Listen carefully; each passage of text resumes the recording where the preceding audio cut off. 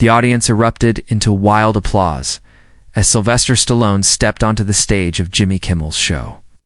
The familiar Rocky theme teasing over the speakers and Stallone giving his iconic half-smile and wave.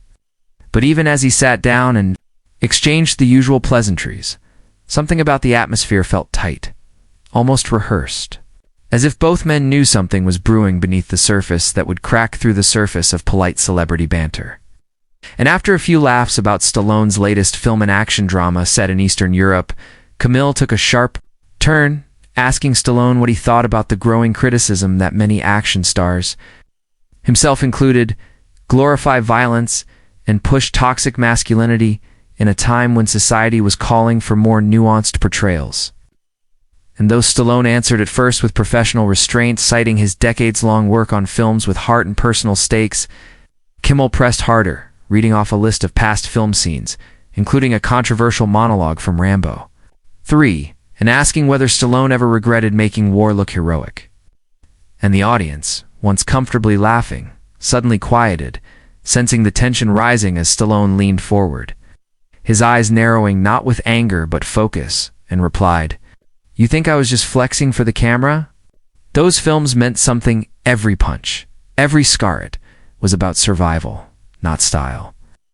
And while Kimmel tried to lighten the mood with a joke, Stallone wasn't laughing, instead going deeper, saying, "It's easy to sit in a chair and point fingers, but I created stories about men who had nothing left and still stood up."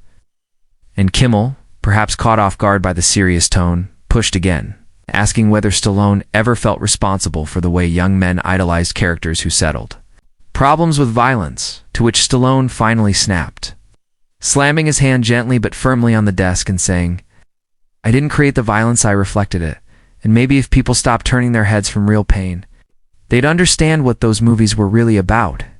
And the audience gasped, clearly unsettled, while Kimmel turned visibly defensive, muttering, "I just asked a question. Oh, Sly, no need to throw punches." And Stallone shot back, "Yeah. Well, you know how that ends in my movies."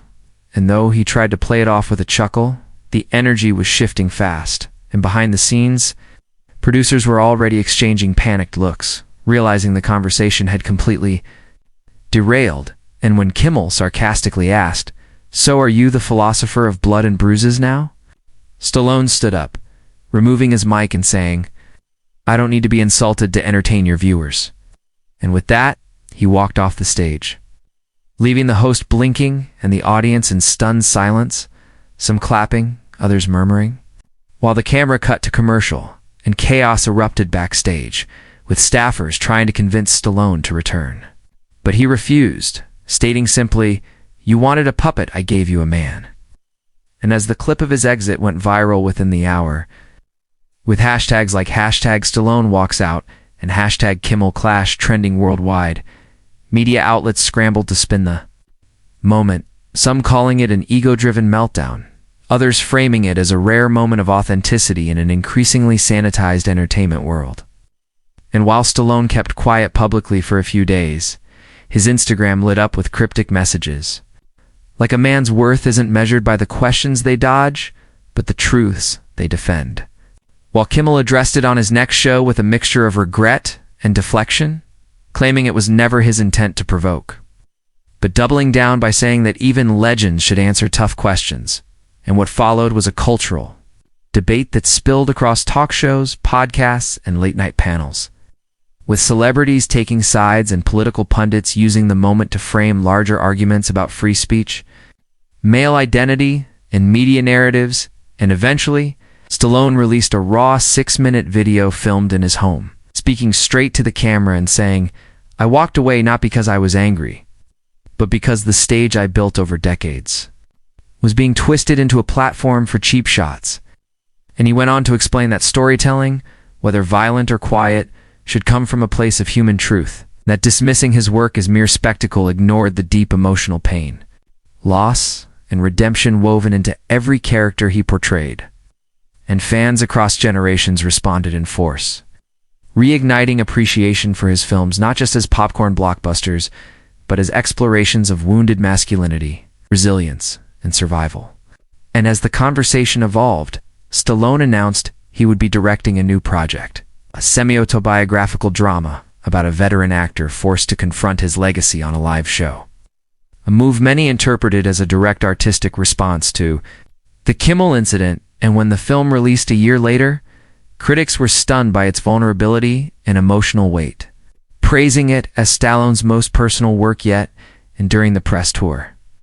When asked again about the original walk-off, Stallone smiled, looked at the reporter and said, "Sometimes you have to leave the room to finish the story the right way." And in that moment, it was clear that what seemed like a clash of egos had become something far more powerful, a reminder that not all battles are fought with fists, and sometimes the quietest walkout echoes louder than 1,000 lines of dialogue. The dust from Sylvester Stallone's dramatic walk-off from Jimmy Kimmel's show had barely begun to settle before the ripple effects started shaping conversations across Hollywood, newsrooms, and social media, turning what was meant to be just another celebrity interview into a cultural moment dissected from every possible angle. And while Kimmel tried to pivot his following episodes toward lighter segments, avoiding any direct confrontation with the viral fallout, audiences weren't ready to move on, constantly flooding his comment sections with variations of "Bring back Stallone" or "Why ambush a legend," while Stallone himself, after releasing that raw video message defending his decision to walk off, seemed to disappear entirely from the spotlight, retreating to his home studio where insiders later revealed he began rewriting a script he had shelved years ago, one that mirrored his own recent experience, a story of a revered actor navigating a new world that no longer seemed to respect the battles he fought to earn his legacy. And as months passed, the myth of that Kimmel moment only grew, with reenactments appearing in online comedy sketches, high school debate teams referencing it as an example of miscommunication, and even college courses assigning it as modern media analysis. Yet Stallone remained silent, biding his time while slowly assembling a cast of younger, politically vocal actors for his new film. Actors who had themselves been labeled controversial or polarizing because what Stallone was building was more than a comeback. It was a statement, a fusion of old-school grit and new-age awareness designed to say something no press release ever could.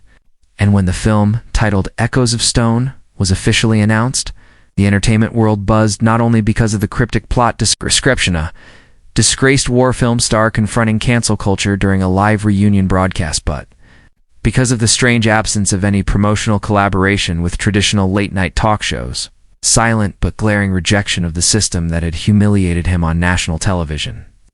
And when Kimmel eventually addressed the film's premiere on his show, he delivered a clipped, seemingly rehearsed compliment, calling Stallone a force, even when he's mad at you, before quickly shifting topics. But the internet wasn't done, because clips of that single sentence juxtaposed with Stallone's walkout began circulating again, reigniting the debate about respect, generational divides, and how